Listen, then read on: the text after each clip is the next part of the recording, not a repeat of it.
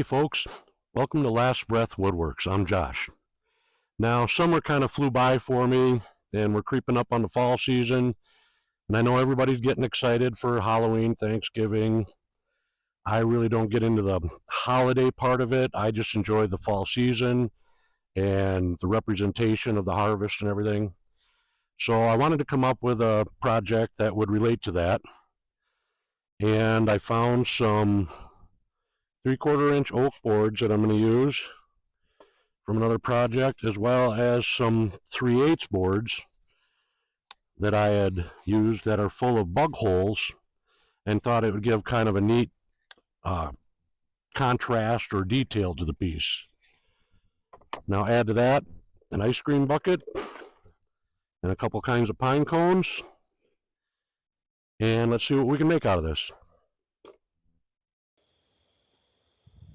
Now I started off by cutting 4 pieces of that 3/4 inch oak into 3-inch by 12-inch strips, gluing them together and then turning them around till it was about 2 5/8.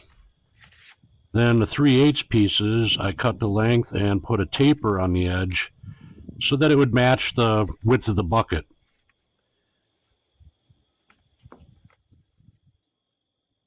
Then I just used some CA glue and activator to mount those thinner pieces, or ribs as they will become later, to that center post.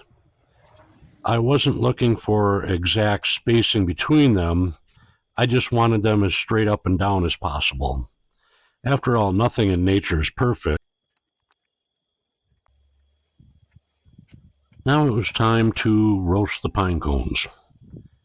The purpose of roasting them is to make sure they're completely dry, but also to remove any of the sap or pitch that might be on them, as this could prevent the epoxy from sticking later. Now, my wife actually found this little convection oven for me at a yard sale for $10 and knew it would work perfect. When the Scotch pine cones were done, I just did a few white pine cones, all of them for about 30 minutes at 250 degrees. With the pine cones all packed into the mold, it was time to mix up some epoxy. I didn't have one color of orange that I liked, so I mixed 2 together. But I found that by mixing multiple tints, you get a much more dramatic effect later on. Now, the white pine cones packed in pretty tight, but the Scotch pine cones were loose, and I was afraid of them floating, so I just held them down with some packing tape. This meant that I could only pour into the white pine cone sections and let it slowly seep into the other areas. Once I had it all full, it was time to proceed to the vacuum chamber.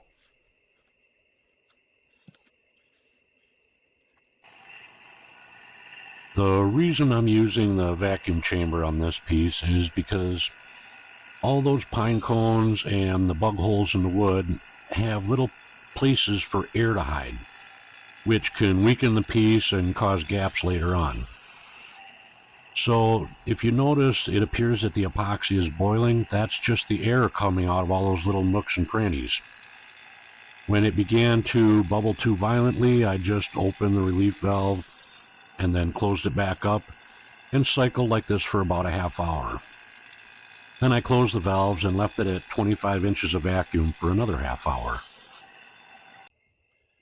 Now you may have noticed that I had some leftover epoxy in my mixing cup, and that was intentional. If you look closely inside that bucket, you'll notice that the level of the epoxy dropped by more than ½ an inch. That's how much air was trapped inside those little pine cones and bug holes. I topped it off, and then it was into the pressure pot for 3 days to cure. After impatiently waiting for 3 days, I was finally able to take this piece out of the mold and was shocked and delighted to see that there were no air bubbles, no thermal cracking, even though this was over a 6-inch pour. After roughing it out and getting it balanced, I was able to turn the lathe up to about 1100 RPM and start giving some shape to this piece. Now, I had to whittle a lathe a little bit more than what I really wanted just to expose more of the pine cones, but I think it was worth it in the long run.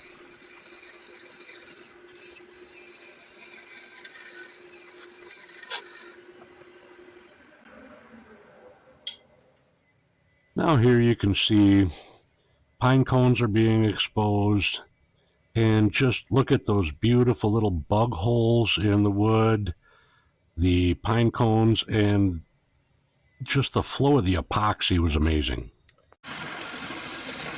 With my basic shape done, I pulled off the tailstock and installed the steady rest. At this point, I was just making a nice wide soft foot on the outside for stability and recessing the middle about 1/16 of an inch or so. Then I'm just cutting a nice tenon to put into the jaws later. Now, I don't have a lot of fancy chucks and jaws with my lathe, so I had to be careful to design this project in a way that I could utilize what little tools I had. Once I had the piece turned around in the lathe with that tenon in a chuck, it was time to finish shaping the top. Now I'm going for the look of a pumpkin here, so I did concave the lid a little bit, or the top, to kind of recess down in a bit, and then I just shaped the rest of it, which will eventually become the stem. Then I just sanded that top section down from 120 to 320 so that it was ready for the next process.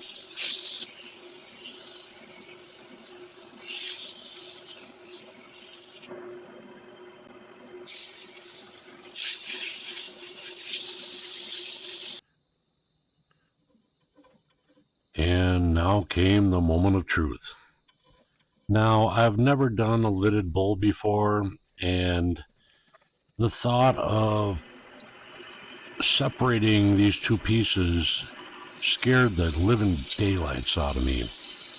I don't have a good parting tool, but I took my time and cut a nice 1/4 inch slot about 1/2 inch deep, and then just finished the cut with a pull saw.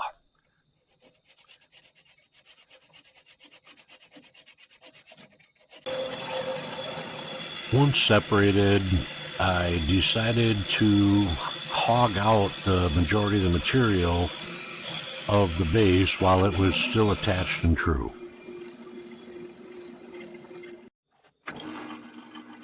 Then I swapped out the pieces, put the top end into the chuck, and proceeded to carve out the lid to a thickness of about 1/2 inch. And then sanded it from 120 to 320 again.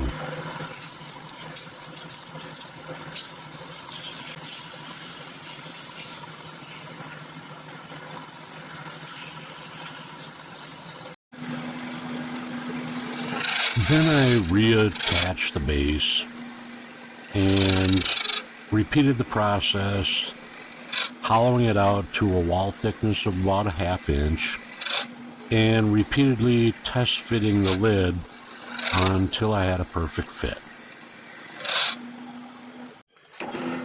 Next, I put the two pieces back together.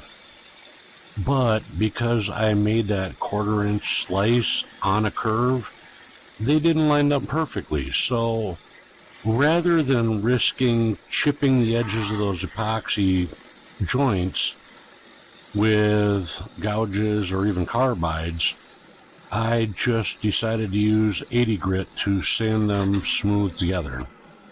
And then just repeated the process, sanding the entire piece back down to 320.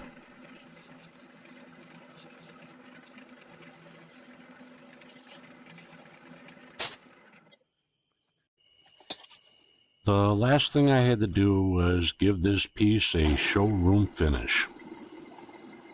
So what I'm doing here is just wiping everything down with isopropyl alcohol to remove any of the sanding dust and sludge and to clean the pores. Now the oak and the pine cone petals were very porous after cutting into them, and no matter what kind of finish I would have tried to apply, they would have sucked it up like a sponge. So I decided to give everything a coat of epoxy inside and out. Now you'll see I'm using a silicone basting brush, and that's a trick I learned from Jim over at Sprague Wood Turning. I'll leave a link in the description so you can check out his channel. A lot of great information there. The beauty is you can clean that brush and it won't leave bristles in a project that you've literally worked days on destroying it.